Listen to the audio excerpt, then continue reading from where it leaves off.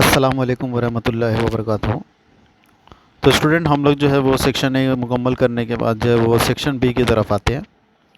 Section B में student जो है वो हमको जो है वो 12 में से कोई 8 सवाल ही हल करने हैं। तो शुरू करते हैं सवाल नंबर 3 से कि नाक के ज़रिए सांस लेना फ़ायदेमंद होता है न बल्कि मुंह के ज़रिए। इसकी कोई दो वजूहात जो है वो दीजिए।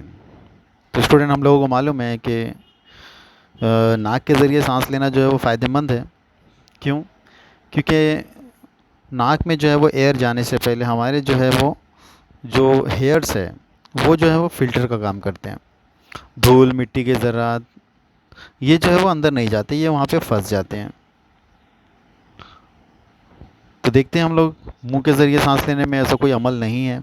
जो है वो हवा में कोई भी ज़रात कोई भी आलाइंदे हो सकते हैं जो मुंह से जाने के साथ साथ डायरेक्ट आपकी बॉडी के अंदर जिस्म में आपको जो है वो नुकसान जो है वो कर सकते हैं।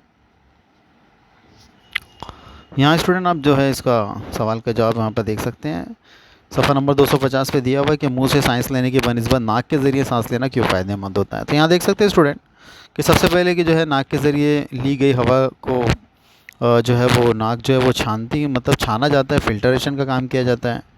उसके खुर्दबीनी जानदार धूल और जो दीगर ज़र्रात हैं इसके दाखिले को जो है वो रोकता है और इससे जो है वो आपके फेफड़ों को कोई नुकसान नहीं पहुँचता।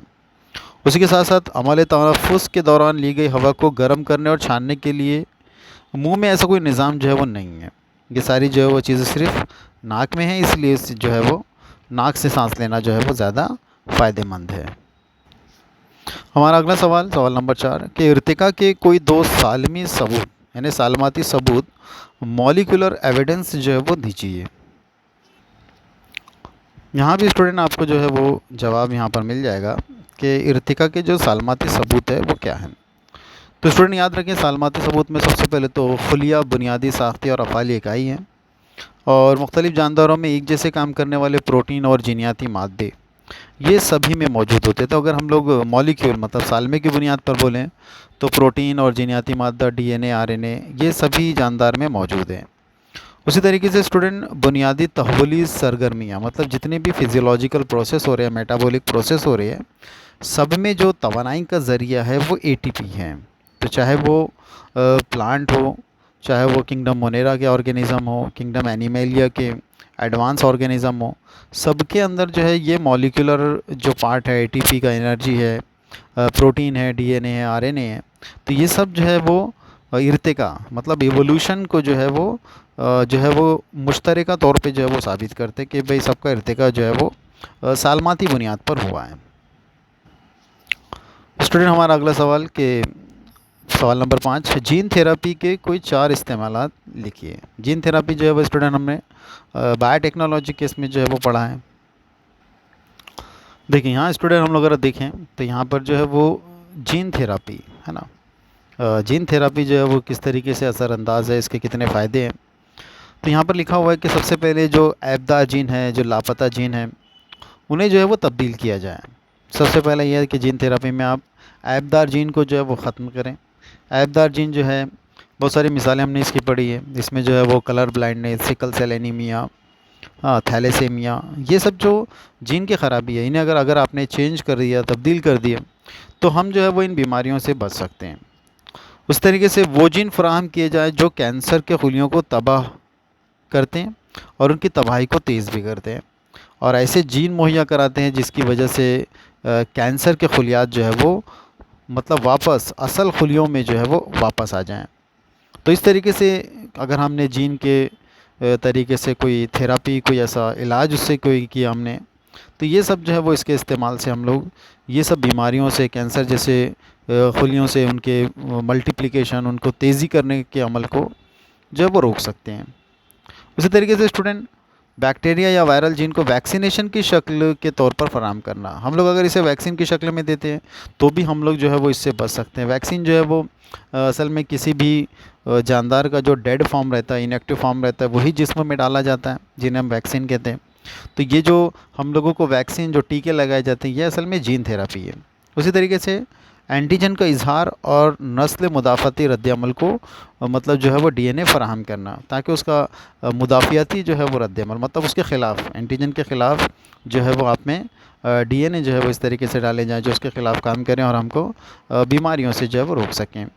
उसी तरीके से वायरल की नकल, वायरल रेप्लिकेशन को ख़राब करने के लिए जीन की फराहमी होता है कि पौधों के अंदर, इंसानों के अंदर, बैक्टीरिया के अंदर जब कोई वायरस जाता है तो वो रेप्लिकेट करता है, मतलब अपनी नकल करता है, बहुत सारा मल्टीप्लिकेशन करता है। तो आपको क्या करना है, ऐसे जीन डालना है जो उसके रेप्लिकेशन को, उसकी नकल को जो है वो रोक सकें, ख़राब कर सकें। तो ऐसे जीन की फराहमी करना ये भी जीन थेरापी का एक हिस्सा है।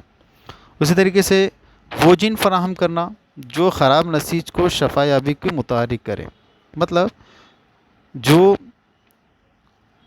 जीन है जिसकी वजह से ख़राबी हो रही है, नसीज की ख़राबी हो रही, तो आप उसको जो है वो दोबारा से क्या करें, शफा याबी मतलब उसको जो है वो दोबारा से अच्छा कर दें, उसको दोबारा से नॉर्मल सेल में जो है वो तब्दील कर दें। या फिर ऐसे जीन फ्राहम करना जो नए नसीज की अफजाइश को रोक देते हैं या रुकावट बनते हैं, है ना। तो वो जीन आपको डालना है कि जो नए नसीज मतलब जो कैंसर सेल बन चुके हैं उनकी जगह वापस दोबारा से जो है वो नए नसीज जो है वो बढ़ते चले जाएं, बराबर है। और जो ख़राब जीन है उनको जो है वो रुकावट, उनके लिए रुकावट बने और नए जीन जो है वो उनकी जगह ले ले। तो इस तरीके से स्टूडेंट जीन थेरापी, इसका इलाज मतलब जीन के ज़रिए किस तरीके से हम लोग इलाज कर सकते हैं, ये सारे जो है वो उसके पॉइंट्स है। इसमें आपको 4 बोला गया, आप जो है वो इतने लिख सकते हैं। हमारा अगला सवाल स्टूडेंट, सवाल नंबर 6 कि दर्ज झैल की इस्तिलाह यानी उसकी तारीफ़ जो है वो लिखना है, टर्मिनोलॉजी एक्सप्लेन करना है। पहला जो है वो एक्सप्लांट है और दूसरा जो है वो कैलस है। तो ये जो है वो प्लांट टिश्यू कल्चर मतलब जो प्लांट के अंदर, पौधों के अंदर जो नसीज परवरी का अमल होता है उसके अंदर जो है ये 2 टॉपिक आपको मिलेंगे।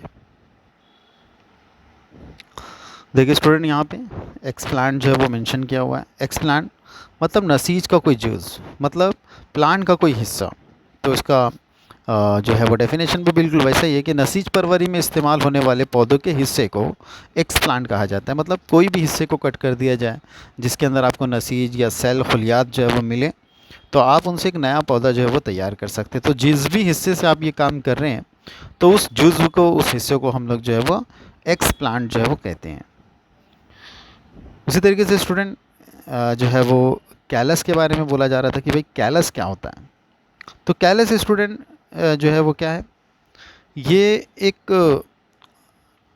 गैर मुनज़्ज़म है ना। इसकी डेफिनेशन अगर आप लिखना चाहें तो आप ऐसे लिख सकते हैं कि गैर मुनज़्ज़म तक़सीम और दोबारा तक़सीम करके खुलियों का बड़े पैमाने पर मजमुआ बनाना, ये जो है वो कैलस कहलाता है। मतलब आपकी जो सेल की ग्रोथ है, नॉर्मल सेल कैसे होते हैं, नॉर्मल सेल लगातार एक में डिवाइड रीडिवाइड कंटिन्यू जो है वो तकसीम होते रहते हैं। लेकिन अगर ये तकसीम जो है वो गैर मुनज़्ज़म तरीके से, अनऑर्गेनाइज्ड सेल डिवीज़न, तो इसको स्टूडेंट जो है वो कैलस कहा जाता है। क्योंकि जब टिश्यू कल्चर जो है वो प्रोसेस में आता है, जब टिश्यू कल्चर होता है तो उसमें देखा जाता है कि यहाँ पर, यहाँ देखें आप, एक्सप्लांट और कैलस यहाँ पे जो है वो आपको दिखाई दे रहा है कि प्लांट के किसी भी हिस्से को अगर आपने लिया, है ना, अगर आप प्लांट के किसी भी हिस्से को ले रहे हैं तो उसके अंदर जो है वो आपको जिस भी हिस्से को लिया आप लिए तो वो एक्सप्लांट कहलाएगा। आपने जो है वो जो है वो टिश्यू कल्चर के मीडिया में आपने जो है वो एक्सप्लांट को डाल दिया है।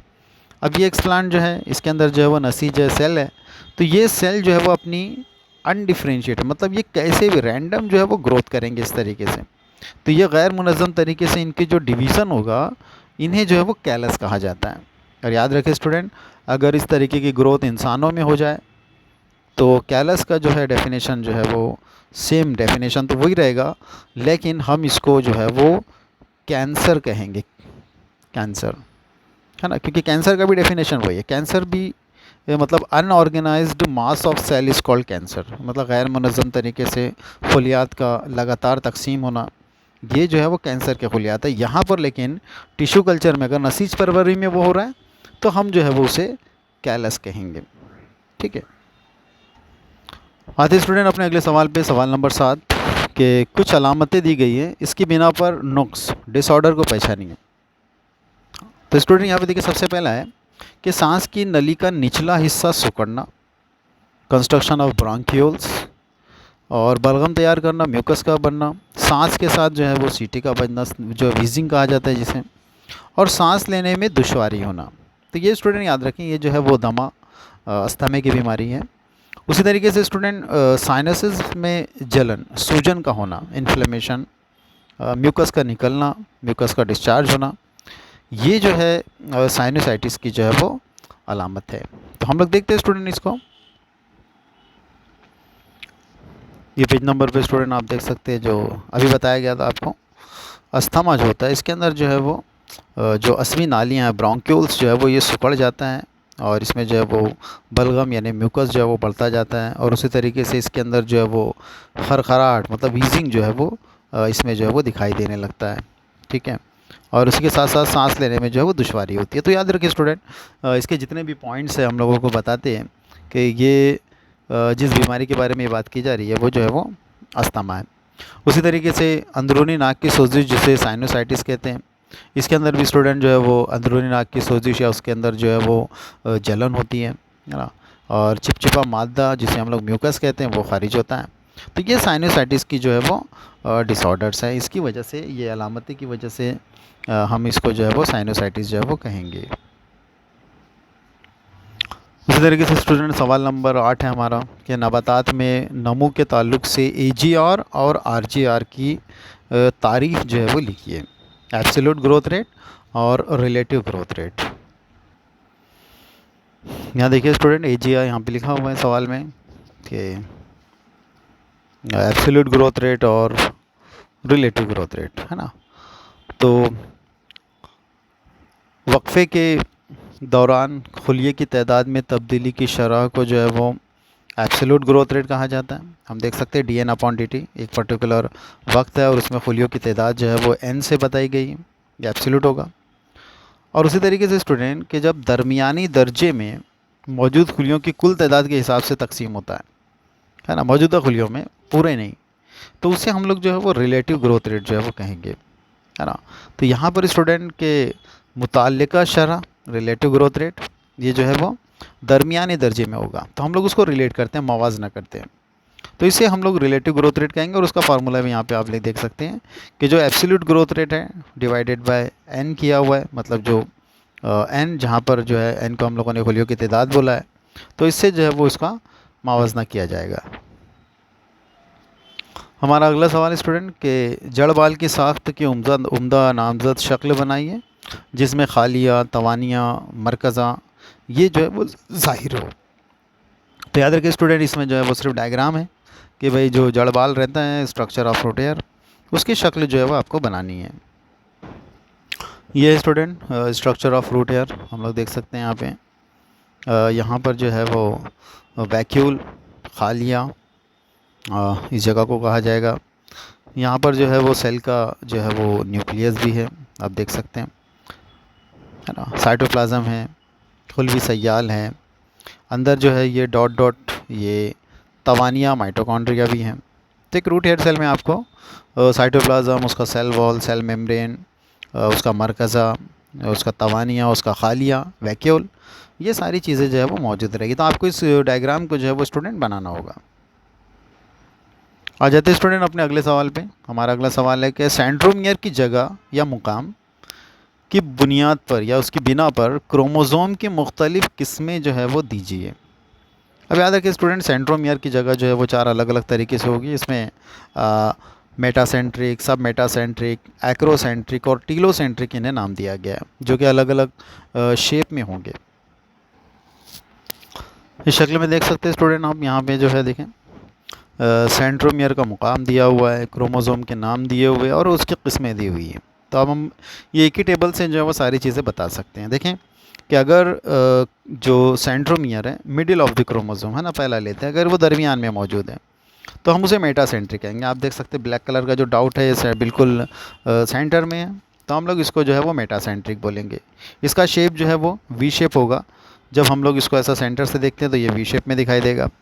उसी तरीके से दूसरा स्टूडेंट देखिए सब मेटासेंट्रिक, तो सेंट्रोमियर जो है वो क्या है, एक थोड़ा एक साइड है, some distance away from the centre, मतलब कुछ जो है सेंटर के मुकाम से थोड़ा सा आगे रहेगा, तो हम उसे सब मेटासेंट्रिक कहेंगे। इसमें शेप जो है वो स्टूडेंट एक बड़ा रहेगा एक छोटा रहेगा तो एल शेप हो जाएगा, बराबर है। ये देखें यहाँ पे वी शेप, एल शेप। उसी तरीके से स्टूडेंट तीसरे नंबर पे है एक्रोसेंट्रिक। इसमें अगर हम लोग देखें तो ये नियर वन एंड, मतलब बिल्कुल एक एंड के बिल्कुल पास में है। तो स्टूडेंट ये शेप जो है वो जे शेप होगा, टीलोसेंट्रिक, एक्रोसेंट्रिक। और उसके बाद जो है वो सबसे आखिरी में जो एकदम जो सेंट्रोमियर है स्टूडेंट बिल्कुल बिल्कुल आखिरी में होगा, एट वन एंड, बिल्कुल एक सिरे पे होगा। तो हम उसे जो है वो टीलोसेंट्रिक जो है वो कहेंगे, जिसका शेप जो है वो आई शेप होगा। तो इसमें स्टूडेंट वी शक्ल वाले, एल शक्ल वाले, जे शक्ल वाले और आई शक्ल वाले, ये चार जो है वो सेंट्रोमियर के मुकाम जो है वो ज़ाहिर करते हैं। तो यहाँ पे आप जो है इसे देख सकते हैं। आते हैं स्टूडेंट अपने अगले सवाल पे कि डार्विनिज़म की कोई चार खामियाँ बताइए। डार्विन की थ्योरी की चार खामियाँ क्या होगी, तो देखते हैं हम लोग। एवोल्यूशन के ये लेसन हैं। देखिए स्टूडेंट यहाँ पे डार्विन के नज़रिए की खामियाँ यहाँ पे लिखा हुआ है। सबसे पहले कि उसने थोड़े उतार चढ़ाव के मुख्तलिफ हालतों की बुनियाद पर अवामिल के तौर पर समझा जो विरासती नहीं है और ना ही इर्तिका है। उसने बड़ी तब्दीलियाँ यानी तग़य्युरात का मुहासबा नहीं किया। तो स्टूडेंट याद रखिए थोड़े बहुत अवामिल होते हैं, मतलब इसके, लेकिन इनके थ्योरी में जो है वो एतराज़, मतलब खामियाँ ये थी कि उन्होंने विरासत को जो है वो कोई जगह नहीं दी और ना ही कोई इर्तिका के अकॉर्डिंग जो है वो इन्होंने उसी को तब्दीलियों को जो है वो कंसीडर किया। उसी तरीके से उन्होंने जिस्मी और जरसूमी से मुतालिक मुख्तलिफ़ हालतों में भी फ़र्क नहीं किया। सोमैटिक सेल और जर्माइनल सेल होते हैं हमारे जिस्म के अंदर, तो उन्होंने यही जो है वो तग़य्युर के लिए ज़रूरी है, विरासत के लिए ज़रूरी है, लेकिन इन्होंने इसके अंदर भी कोई फ़र्क नहीं किया, मतलब इन्हें उसमें शामिल नहीं किया। उसके बाद उन्होंने मुनासिब तरीन आमद, मतलब उन्होंने बताया कि सर्वाइवल ऑफ द फिटेस्ट, लेकिन अगर कोई अनवा आ रही है तो क्या गारंटी है कि वो फिट ही रहेगी। तो अराइवल ऑफ द फिटेस्ट का उनके पास कोई कंसेप्ट नहीं था, उनके पास सिर्फ सर्वाइवल ऑफ द फिटेस्ट, ये उनका बोलना था। उसके बाद उन्होंने मुख्तलिफ़ हालतों और बाक़ियाती अज़ा की वजह, आगाज़ और विरासत की भी वजाहत नहीं की और ना ही अनवा के ख़त्म होने की वजाहत की। तो हमारे पास जो है वह स्टूडेंट आज भी बहुत सारे ऐसे ऑर्गन हैं जो कि वेस्टिजियल हैं, उनकी ज़रूरत नहीं होती, लेकिन आज भी इंसानी जिस्म में मौजूद है, इसकी कोई वजाहत उनके पास नहीं थी। अनवा ख़त्म होती है, इनका इसका भी कोई उनके पास जो है वो कोई एविडेंस नहीं था। उसी तरीके से कुदरती इंतखाब के मुताबिक मुफीद तग़य्युरात के बतदरीज जमा होने से नई अनवा तैयार होती है। इससे पता चलता है कि दरमियानी शक्ल होनी चाहिए, लेकिन ज़्यादातर मामलात में दरमियानी शक्लों को तकसीम नहीं किया गया। इसके अलावा डार्विनिज़म मोतदिल न्यूट्रल फूलों की वजूद और मखलूत हाइब्रिड के बांझपन की भी वजाहत नहीं कर सका। उन्होंने बताया कि नई अनवा जो है वह तैयार होती है, लेकिन हम देखते हैं कि गधा और एक घोड़ा अगर दोनों के बीच में अगर जो है वो फर्टिलाइजेशन हो जाए तो उससे आने वाला जो रहता है वो एक हाइब्रिड, लेकिन क्या होता है, हाइब्रिड तो होता है लेकिन वो स्टेराइल होता है। मतलब जो हम जो जिसको म्यूल कहते हैं, खच्चर कहते हैं उर्दू में, तो याद रखें कि खच्चर जो है ना मेल होता है ना फीमेल होता है। तो इस तरीके से जो नई अनवा तैयार हो रही है, लेकिन वो तो पूरे तरीके से स्टेराइल है, बांझ है। तो इसकी जो है कुछ खामियां जो है वो डार्विन के यहाँ पे लिखी गई है। तो आपको कोई चार लिखनी है, लेकिन सारी याद रखें। हाँ, हमारा अगला सवाल स्टूडेंट कि अम्यूनिफिकेशन को ज़ाहिर करती हुई जो मसावात है ना, इन्हें लिखना है। तो देखते हैं इन्हें भी।